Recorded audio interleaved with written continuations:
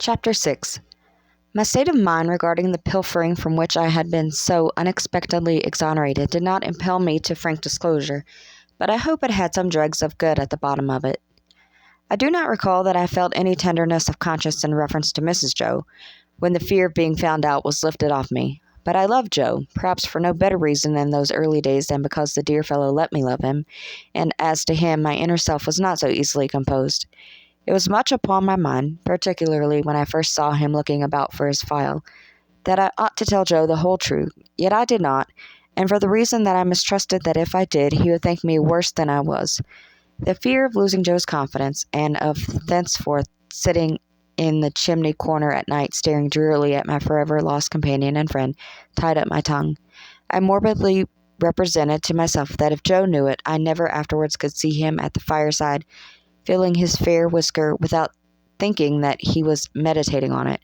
That, if Joe knew it, I never afterwards could see him glance, however casually, at yesterday's meat or pudding when it came on today's table, without thinking that he was debating whether I had been in the pantry.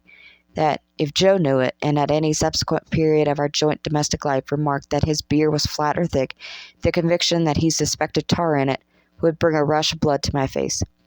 In a word, I was too cowardly to do what I knew to be right, as I had been too cowardly to avoid doing what I knew to be wrong. I had had no intercourse with the world at that time, and I imitated none of its many inhabitants who act in this manner. Quite an untaught genius, I made the discovery of this line of action for myself.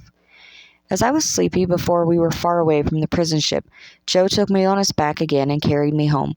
He must have had a tiresome journey of it, for Mr. Wopsle, being knocked up, was in such a very bad temper that if the church had been thrown open, he would probably have excommunicated the whole expedition, beginning with Joe and myself.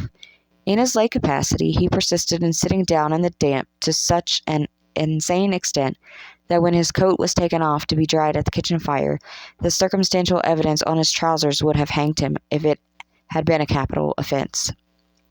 By that time I was staggering on the kitchen floor like a little drunkard, through having been newly set upon my feet, and through having been fast asleep, and through waking in the heat and lights and noise of tongues.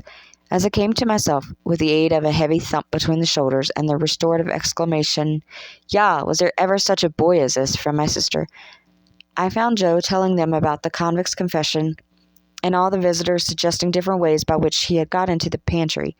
Mr. Pumblechook made out, after carefully surveying the premises, that he had first got up on the roof of the forge, and had then got upon the roof of the house, and had then let himself down the kitchen chimney by a rope made of his bedding cut into strips, and as Mr. Pumblechook was very positive and drove his own chaise cart over everybody, it was agreed that it must be so.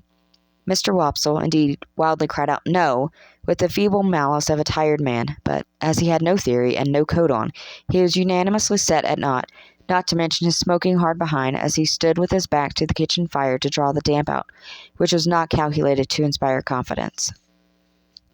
This was all I heard that night before my sister clutched me as a slumberous offense to the company's eyesight, and assisted me up to bed with such a strong hand that I seemed to have 50 boots on, and to be dangling them all against the edges of the stairs.